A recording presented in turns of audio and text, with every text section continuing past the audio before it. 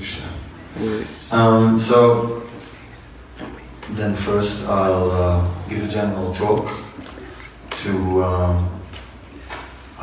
about initiation, and then we hope that the missing initiate will be arriving.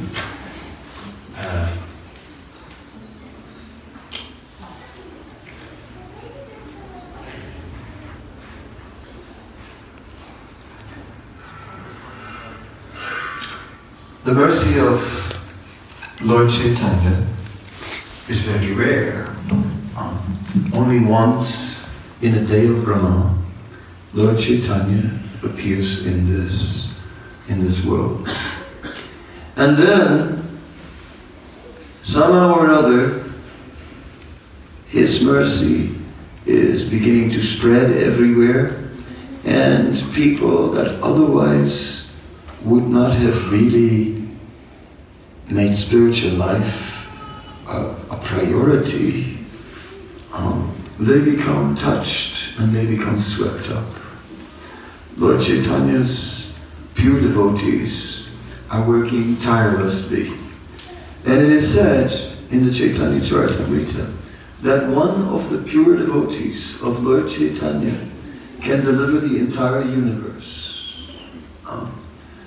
It is in this way that this science of pure devotional service has come to us. Somehow or other, everyone is on their own not qualified. There's a cartoon. In this cartoon, in the first picture, there's the baby and it says, too young. In the second picture, there is a young couple, full moon behind them, hand in hand. It says, too much in love. That. The next picture is a picture that shows a family, and it says, just too busy. Yeah. Then we can add many more pictures. We can add a picture, say, someone from Indian background, and under the picture it says, too Indian. Then you get someone from African background, it says, too African. Someone from European background, too European. So many reasons why we could not have been like this, why we could not have done this. Like, where I'm from, this was, when I saw this for the first time, I thought, these people come from another planet. The second time I saw them, I thought they were religious fanatics. Later, I had read the books and I thought, that's very nice. The books are very good, but I'm not going to become one of those people. That's like too far out. In a dress. In those days I was attached to my pants, right? I must say. So, and everyone has a reason. Maybe from home one has grown up in an Indian family, but too much absorbed in burning the lamp, right? And other karma kanda rituals, and not enough in pure devotional service to Krishna. Who is ready for pure devotional service to Krishna? What are we praying for? All right, it's rare to find people who are praying in this day and age. But if you find people who are praying, what do you pray for? Well, that my family may be well, please cure the arthritis of grandma, send us a little more money, what else? Let me pass my exam. What else do you pray for? What do you pray for? Beauty, power, material things. Who will pray for pure devotional service? Who ever thought of such a thing? None of us. It never occurred to me But Srila Prabhupada explained it, being the representative of Chaitanya Mahaprabhu, systematically in his books. Systematically, he drove the point home, little by little, that actually bhakti is the essence. To act with devotion. Well, I could relate to that. I used to travel a lot to India when I was young, and my parents were not funding me for these things, so I used to take a job in the post and then work at night, and then I got double pay, and in 3 weeks I could make enough money for the rest of the year. So I would work very hard in those 3 weeks. And then one day, as I was working hard, one day one big guy came and said, "Stop it." I said, "Stop it." He said, "Stop it. You are working too hard. Slow down. We don't want that here." I said, "Okay, sir." I got the point. He was a lot bigger than I was. I said, "Yeah, I see." Yes, because in this world, who works with devotion, who works with dedication, who gives his heart, who really gives everything they have, for what? It's difficult. But Prabhupada was teaching that we should give everything, the path of pure devotion, the path where we give it our very best for Krishna and we don't get paid. We get nothing, we don't ask anything in return, we just simply offer this to Krishna. It's over. You can join the party. You want to take initiation? But you have to shave, huh? Okay, that scared him. Yes, so the path of pure devotional service. Srila Prabhupada gave us that and explained to us why it was the highest, and it appealed to the heart. It brought out the best of us. It brought out something we actually really wanted to be. When we said, yes, if I could be that, that would be amazing. And if there was a world where everyone was like that, that would be amazing. A world of pure devotees. Okay, how about a world of not yet pure devotees? Well, that's sometimes a little more difficult, because there's also a little bit of false ego, there's a little bit of still some material influence, some lust, greed, anger. Is that I thought that these things did not exist in the Vaishnava community. They do. They do. But we appreciate that these things will all be purified by the chanting of the holy name. Just as, can you give me a piece of wood? My God, look at this wood. It's got a brown spot here. Can you see that? It's even cracked. Look. That cracks as well. You just break a piece off. Cheap quality, isn't it? Not very good wood. Doesn't, but scriptures say that when we criticize the firewood, that it doesn't make sense, because very soon it will be ashes, and then the quality doesn't matter anymore. It all gets purified. In the same way, all our impurities will become purified in the process of devotional service. I like to meditate on the symbols on Krishna's lotus feet. That's very important, because sometimes you think, yes, I want to be a devotee, but how can I be? Because it's not so easy. Not so easy. I mean, we're still in the material world, and of course, you know, devotees, kirtan, pratyatra, prasadam, Prabhupada's books, Prabhupada, everything. The Prabhupada movie, see the Prabhupada movie? It's even on YouTube now. Yes. Bad quality though. Buy the CD, or the DVD, that's better. Yes, then all these things are wonderful. Wonderful. So, there's enough wonderful things in Krishna consciousness, but there's also life, everyday life. And how are we going to do it in everyday life? We're still in the material world, we still need to eat, still need to work, still need to pay bills, still need to interact, still need to deal with people's characters, and and even with Vaishnavas. I sometimes say, before I joined Krishna consciousness, I thought that it will be wonderful, because I will join a temple with like-minded people. That will be wonderful.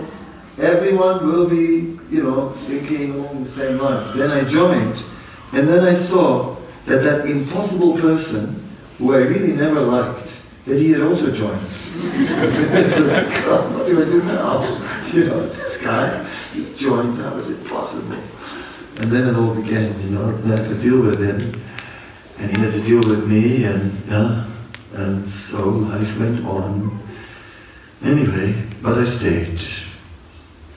So we must stay at Prabhupada's feet, stay in this movement, really take shelter, and somehow or other, sometimes we struggle, but all right.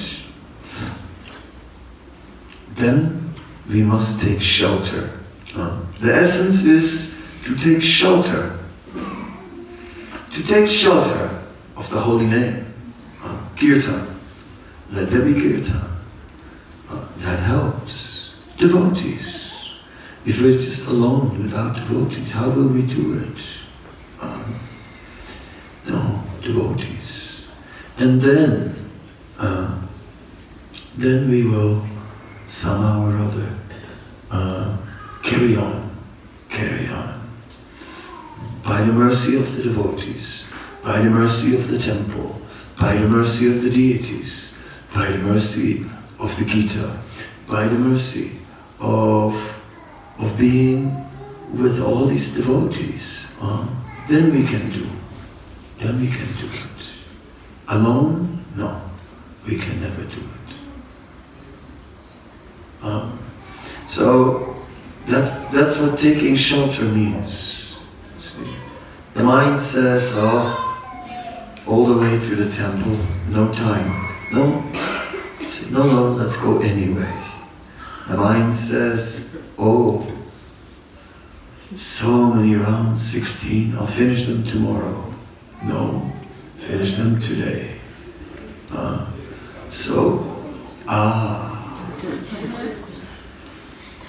Okay. Can you put him through the ashram and the neck beating? Take what?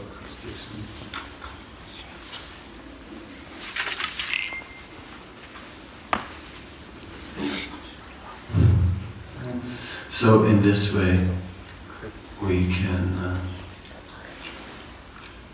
we must take shelter. It's the shelter. It's not that we are going to do it. One of the things in the Bhagavad Gita is that we are not the doer.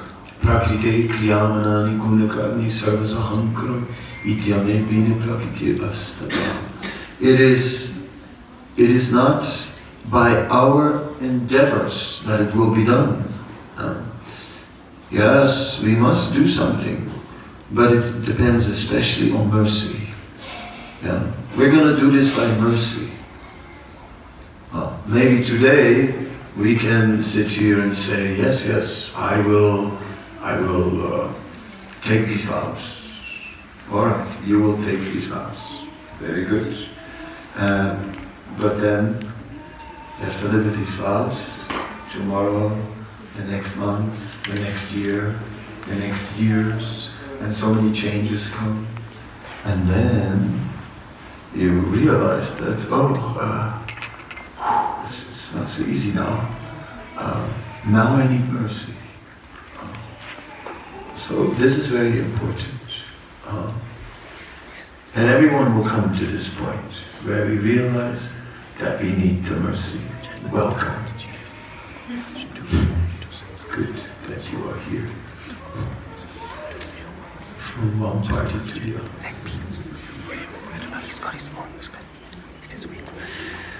So, in this way, we are always looking for shelter. And in the Nectar of Devotion, they speak about Panchanga Bhakti. So this Panchanga is very important. Yeah, Panchanga.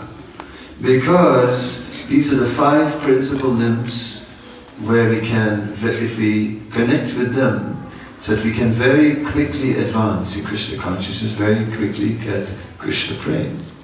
So this Panchanga, or 5 limbs of bhakti, are Mathuravas, to live in Mathura or Vrindavan. Well, what do you do when you live in Johannesburg? Internally, we can think that I live in Vrindavan. Why not? I actually live in Vrindavan, although I'm not there very often, but my residence, official residence is in Vrindavan. I have a residence permit in Vrindavan from the Indian government. That's where I live. Gotta live somewhere. I live in Vrindavan. Although I'm never there, but at least that's where I live. For many years already. I kept it like that. You know, I'm living in Vrindavan. Finished. And actually all of us should live in Vrindavan. We should just think, I'm just a tourist here. Prabhupada was teaching us, we're not the body. Boma ijjati, to identify with the place of our birth. Oh, I love this land. My great-grandfather came to this land. My grandfather took birth here. My father and all his 7 sisters took birth here. All my nephews, all my nieces, and the whole big dynasty, all took birth here. And me and this land, we are one. We are one. This soil is part of me. Well, sorry about that, We have nothing to do with this. We are residents of Vrindavan. We live in Vrindavan. Our home is Vrindavan. In Vrindavan, there the soul belongs eternally. In the bodies that take birth in different places in the world, in this place and that place, that's just not important. So we have that remembrance about the holy town of Vrindavan. Therefore, when we have the opportunity, we go there. Sometimes I meet somebody who says, I haven't been in Vrindavan for 22 years. And I go like, oh.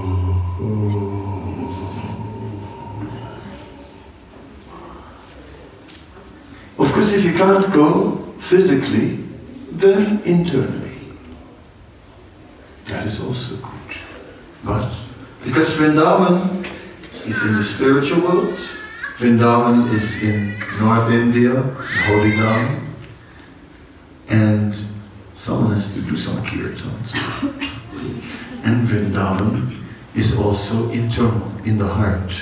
So let our heart be Vrindavan. When the heart is Vrindavan, Vrindavan is the place where Krishna likes to be. So then, when our heart is Vrindavan, then Krishna will want to be there. What does Vrindavan mean? It means everything in Vrindavan is for the pleasure of Krishna. So that means all the things that are in our heart that are not for the pleasure of Krishna, out. We have to kick them out. It's not so easy. That's a bit of it takes some time. Can't do that by a decision. You can't do that today. But it's something which I'm giving you today is a meditation to take home, something to be with you. And Lord Chaitanya used to say that my mind is like Vrindavan, and the heart and the mind are the same. So he said to Krishna, in the mood of Radharani, please put your lotus feet then in my mind. So in this way, we also try to become residents of Vrindavan. So that's number one, Mathuravas, residents of Vrindavan. The second one is Srimurtiyas Shradayas Sevaya, to serve the Murti, the deity of the Lord, with great faith. It's interesting that it says with great faith. Not only serving the Murti or the deities out of duty very nicely, but with great faith, appreciating, here's Krishna. They're here. Gaurnitai. They are here. They're here with us. Completely. Fully manifest. Who can appreciate? Srila Prabhupada, his Murti is there. Also fully present. No doubt about it. You may have heard the story that there was a time when New Vrindavan temporarily was split away from ISKCON, and that in Prabhupada's palace there was a lady who was visiting, and they were showing the palace, and this is the palace of gold, and this is the ceiling, and everyone's looking. The ceiling has been made by the devotees. And everyone looked at the beautiful artwork in the ceiling. Suddenly she heard the deity speak, and the deity said, "Take my shoes." She was like, again the deity said, "Take my shoes." No one else seemed to hear it. The third time the deity said, "Take my shoes." She took them, put in her bag, and that's it. And you know, it was a big drama. They found out someone had stolen Prabhupada's shoes. They called a big meeting with all the devotees, and they said, you know, Prabhus, someone has made a terrible mistake. Terrible. Someone has stolen Prabhupada's shoes. Oh, you cannot imagine what reactions will come, you know. But, no problem, Prabhu. The doors will close now, and whoever took them can just quietly put them back, and everything will be all right, and you just, you know, we'll never know who did it, but just put it back so that, you know, you'll be free from all these terrible reactions. So it was a good speech, but it didn't work. Shoes didn't come back. Shoes disappeared for a long time. So the mystery of the shoes was never solved until years later. New Vrindavan came back to ISKCON, and then the lady who had taken the shoes, she had them somewhere in her house and she forgot all about it. She had a dream, and in the dream Prabhupada appeared, and Prabhupada said, "You can give my shoes back. I have returned now." And then, well, she wrote down in a letter the whole story of the dream and everything, and that she took the shoes and whatever, and she sent it back in full description.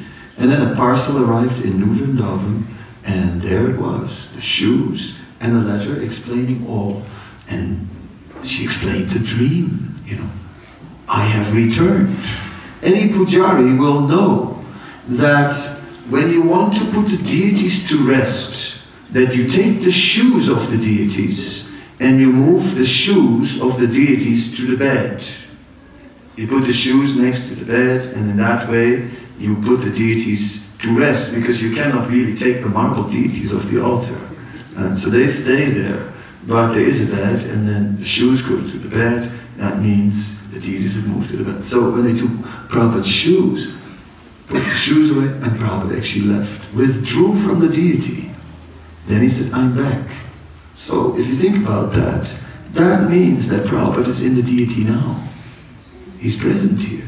It's not just, okay, in India sometimes people, village people are very simple, and they come and they think he's real.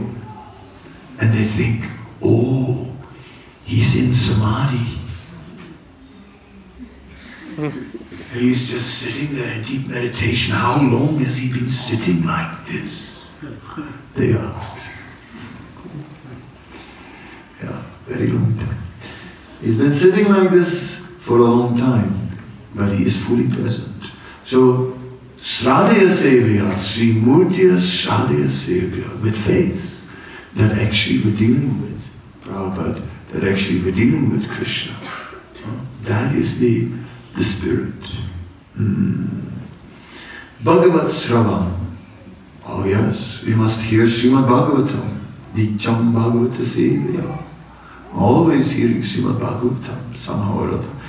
If you cannot hear it live, hear it on the phone. And we can do everything on the phone. We can also, you can even download, there's even a Srimad Bhagavatam app. Believe it or not, there is. And you can download the Srimad Bhagavatam app. I did. And there's a lot of lectures and ways to listen to lectures on the Srimad Bhagavatam app. You can also buy the few extra gigabytes, and then you can store all Prabhupada's lectures and other things. Bhagavat Sravan, to hear the Bhagavatam. Read the Bhagavatam. So after initiation you have to read the Bhagavatam.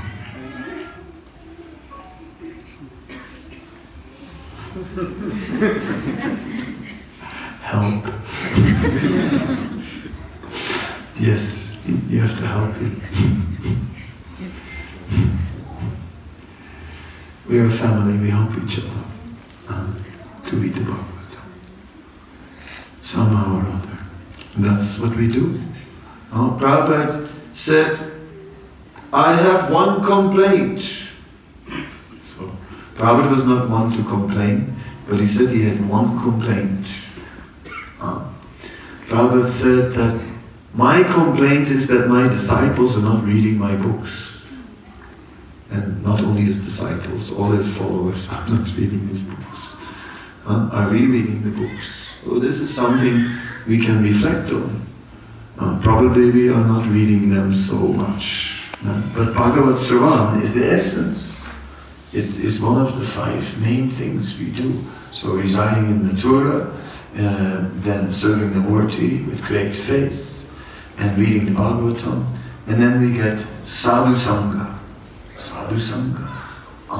We need the association of devotees. We need to be with them somehow or other. This is essential. Again, find the devotees, go to them somehow or other, and then have some kirtan, little prasad, little Bhagavat, Katha, something. We have to go to the devotees. And then of course finally is Nam Sankirtan, the chanting, the congregational chanting of the holy name. Not just alone, but the congregational chanting. Sometimes they ask me, what is the difference between japa and kirtan? And then I say, kirtan is like a warm shower, and japa is like a cold one. Kirtan is sort of, it's so nice. 5 more minutes. Whereas japa is sort of, it's a wake-up call. In kirtan, you think, oh, I'm so advanced. I'm getting tears when I'm chanting Hare Krishna. in japa you think, I'm a total neophyte, I have no taste at all. In order to do that, we need to regulate ourselves. Therefore, it is good to get up at the same time every day. When you live in a temple, that comes automatic. But when you are living sort of outside, it's more difficult. So, yes, such japa has to be there. Early in the morning, when the world is asleep, that's the best time. Just chanting. Chanting. Some people put the alarm clock for 4 in the morning and it rings.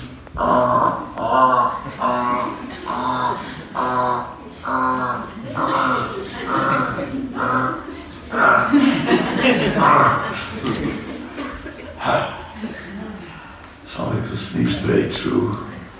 Some people put 3 alarm clocks and they sleep through 3 alarm clocks. Somehow, if you're determined, you can do it. Oh yes. If you really want to, you don't want to sleep, you gotta sleep.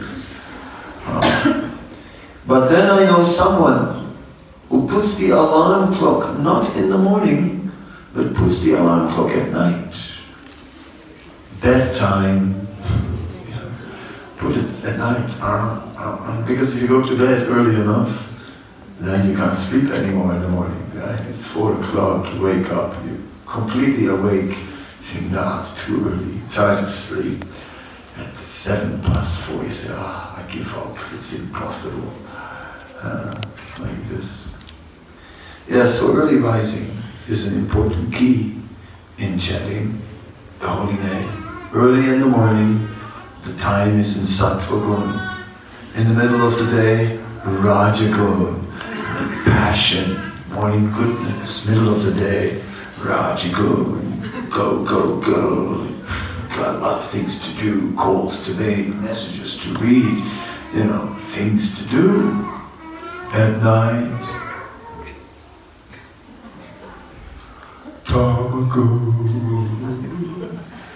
I mean, at night, you write something and you put your heart into it, you read it in the morning and you realize it's all nonsense. It's all rubbish. It's funny. At night you're convinced this is really like, I really believe in this. I wrote this from the heart. I believe. The next morning you read it in the morning and say, this is terrible. Throw it away. Tamagun at night. The mode of ignorance. This influence, though the early morning is very valuable. Kirtan. Kirtan is very important. It keeps the kids quiet also. And it's like, I have kind of an upbeat kirtan style, and it's especially popular for 2 things. One is with late night drivers. Late night drivers put on my kirtan, And the other thing is babies, crying babies. They put on my kirtan, any baby gets quiet. It works. They've told me many times. Anyway, kirtan is also necessary. If there's no kirtan, if you don't get into the kirtan, we're going to dry up. So all these things are necessary. Now, what else should I say? Well, the first initiation, 10 offenses to be avoided in the holy name. Try not to be critical of the Vaishnava, because blaspheming devotees is going to destroy our devotional people. So let's look for good qualities in devotees. And when we see something that doesn't seem good, then realize, this is only temporary, it will get purified. Like the wood will be purified in the fire. Second offense, consider names of demigods to be equal to the names of Vishnu or Krishna. Even the names of Shiva and Brahma are not equal. Because, although these are great personalities, they cannot give us eternal life. Hiranyakasipu asked for it to Lord Brahma. And Lord Brahma said, how can I give you what I don't have? So, in this way, only Vishnu can give us eternal life, and only Krishna can give us eternal life in Vrindavan. Third offense, disobey the orders of the spiritual master. Spirit, it's like a doctor, right? If you get instructions from the doctor and you don't listen, then the medicine won't work. You have to follow what they say if you want to cure the disease, what to do. So it's the rit rogam, the disease of the heart, the material disease, lust, greed, anger, envy, madness, illusion, are all attacking us again and again. How to get rid of it? By following the spiritual master. So we have to somehow or other try really to be serious about that. Fourth offense, blaspheme Vedic literatures. All Vedic literatures are coming from, ultimately from Krishna. They're apuraseya, they come from the breath of Lord Vishnu. But the Bhakti Shastras are the essence. We respect all other Vedic literature. Jyotish Shastra, astrology, according to Vedic literature, yes. Very, our respects, but astrology. Read the line. Oh, Swamiji, can you read the lines in my hand? They asked me in Dubai. Yes, the Indians that were, they asked me. I said I could. But if you clap the hands for Krishna, the lines will all change. The stars will change. So, like I took sannyas in a Venus period. You're supposed to get married in a Venus period, normally. But I took sannyas by the mercy of the Vaishnavas. What to do? So far, so good. By your blessings, I hope everything will go well. So, we put our faith in the scriptures. Prabhupada had so much faith in the scriptures. So when they said they went to the moon, Prabhupada said no, they didn't go. Because scriptures say the moon is further away than the sun. So you cannot, they have not gone to the moon. I saw it on TV. And the whole world saw it with me. Prabhupada said no, they didn't go. Maybe they went somewhere else, but not to the moon. That faith in scripture, that we have to have. So, fifth offense, consider the glories of chanting Hare Krishna to be imagination. The name is Krishna, abhinatvam nami namino, no different from Krishna. So it means that you can get anything from the holy name.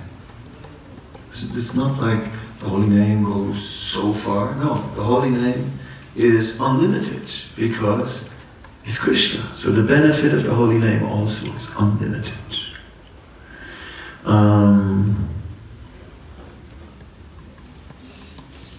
Then, sixth offense, give some interpretation on the holy name of the Lord.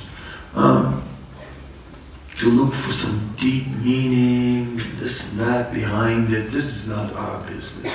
Prabhupada said the holy name, simply Krishna, Supreme Personality of Godhead, all attractive, Hare, the devotional service, Srimati Radharani, personification of devotional service. And Ram means happiness. So, basically, by serving the all-attractive Supreme Lord, the result is transcendental happiness. That's it. So, therefore, let us engage in devotional service. That's the meaning of the holy name. Let us somehow serve Krishna for his pleasure, our pleasure. That's what we're meant to be. In nothing else can we really be happy. How many sour people in the world? Just take how many devotees, deduct them from the world population and you get the answer. There is no happiness without Krishna consciousness. Even if sometimes it looks like it. Some people, they're so happy. Yeah, no. But not fulfilled. Soon enough, again unhappy. 7th offense, to commit sinful activities on the strength of the holy name of the Lord. You think, well, now I'm a devotee, now I'm chanting, now I'm initiated, my spiritual master takes all my karma, so now I can do anything and it's fine. It's great. You know, I'll go back to Godhead anyway. Hare Krishna, Hare Krishna. Lots of mercy in this movement. No. You gotta try. So, initiation means a change. It means a total change. Generally speaking, they ask people to fast till the time of the initiation. Some of you may have been doing that and maybe looking at the fruit around the Dracula pit right now, so trying to contain themselves. Right? Yes, it's been a long day. Already missed 2, if not 3 meals. So tough. Yes. But initiation means some austerity, some hardship. In all the rituals, initiation rituals, you go through some hardship. Because it's about a change, about a new life. We're supposed to walk out of this ceremony like a new person. Not the same as the one who came in. Not just a new name or a new mantra, but a new person. A new person now. After I took sannyas, they asked me, there was a television crew present, and they asked me, do you feel any different now? I said, yes, I do. I said, because, they said, you asked that to someone who just got married, do you feel any different now? They will say, yeah, I feel different now, because now you feel some responsibility.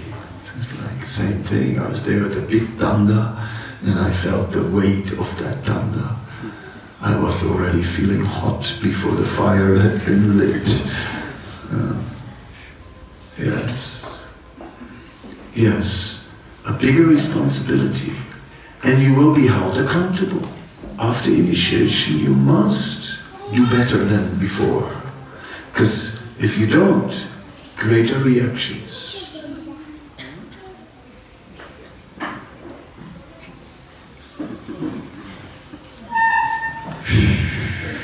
Feel the heat. No fire. The heat of the vows. Yes. So we must make that effort. Not that we just carry on committing sinful activities, think it's okay. No, seriously make a change. And then 8th offense, consider the chanting of the holy name like karma kanda. Karma kanda is a ritual that brings you material things, good material things. So, you know, we move into this house and we hang a pumpkin outside and we draw a face on the pumpkin. Then we chant some mantras to attract all the ghosts into the pumpkin, and then we come with like sticks, burning sticks, and we burn the pumpkin and we throw the pumpkin on the ground and we kick that pumpkin out of the house. And I tell you, once that pumpkin is out, there will be no more ghosts in the house. Anytime, no problem. Call me and a small donation. You know, how do you think we pay for the plane tickets? With pumpkins. So anyway, no, that is karma kanda. We don't do pumpkins. We're not interesting. That is the Cinderella story, you know, pumpkins and turn into golden coaches and all these things. No pumpkins. No karma kanda. No activities for material benefit. We sometimes think, but I'm chanting Hare Krishna now. Now my life should get better. No. It is not necessarily that our material life will get better from this chanting. But our relationship with Krishna will get better. That is what this chanting is doing. Ninth offense, instruct faithless people about the chanting of the holy name. What are you doing? Oh, I'm not speaking, because all these people are very faithful. It's quiet, huh? Oh, I can't speak anymore, sorry. I'm not convinced that you're full of faith. So what to do now? I cannot instruct you any longer. No, it's not like that. But not about confidential elements of Krishna consciousness. We can tell anybody about Bhagavad Gita and about the chanting of the holy name, but not about Krishna. In the night, plays his flute and calls the gopis. Nothing of that. That is only for devotees. 10th offense is to consider chanting Hare Krishna's, that was the 8th. That to maintain material attachments even after receiving so many instructions in this subject matter. So yes, maintaining material attachments is like looking after, is keeping our material attachments and feeding them, like a pet. Sometimes you see people walking with a dog on a line. It's like a really fat monster on 4 little legs, right? It's like they've been feeding this dog, like overfeeding it. So yes, sometimes we feed our material desires like that. No.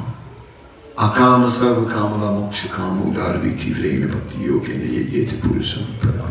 We have to said whether you have material desires or you don't have material desires, apply yourself to the process of devotional service without any deviation.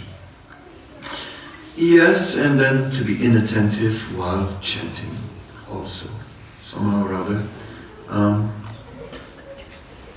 we try. The more we hear about Krishna, the more we become attracted to Krishna, the more it becomes easy to chant. If chanting is hard, it means we are not hearing enough. We should hear more about Krishna. Then chanting becomes easier. Alright, so I have given my advice to you. And yeah, then you're on your own. Then you're on your own. I give you some good advice and you're on your own again, all by yourself out there on the waves of the ocean of nescience with the 3 modes of material nature, and you have to cross. I'll come by every once in a while, flying in, still alive, water to the lips. How are you doing? Okay. Why are you in the water? I don't know. Get out. Yes, getting better. So, don't think it's all going to be easy, but somehow or other, try and faithfully now follow these instructions. I hope it's been recorded by someone, because there's someone. Are you live streaming? Are you videoing? Are you videoing? Wow. A dead video. That's okay. So, you have to take the names of all of the initiates and make sure they all get a copy of that. Yeah, it's very important. Your initiation lecture is sort of special. It's for you, you know. Like, I mean, it's a personal thing. Somehow or other, I'm looking around the circle, and then things start to bubble up, and then, so yeah, somehow or other, Krishna inspired it in this way. So okay, I'll move backwards a little bit. Can you move this also backwards, so they can play with this?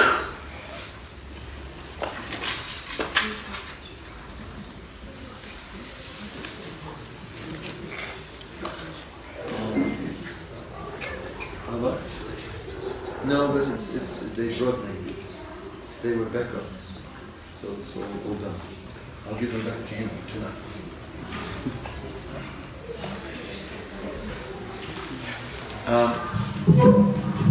Okay. What we're going to do now is the first initiates are sort of going to file by me one by one, all pay obeisances. And then you pay obeisances to Prabhupada, and then you all come back. So you can all, the first initiates can come all together, one after the other, just pay obeisances. You can start some kirtan again. Yeah, your turn. His turn now. He's sweeter. You rock, but he's sweet.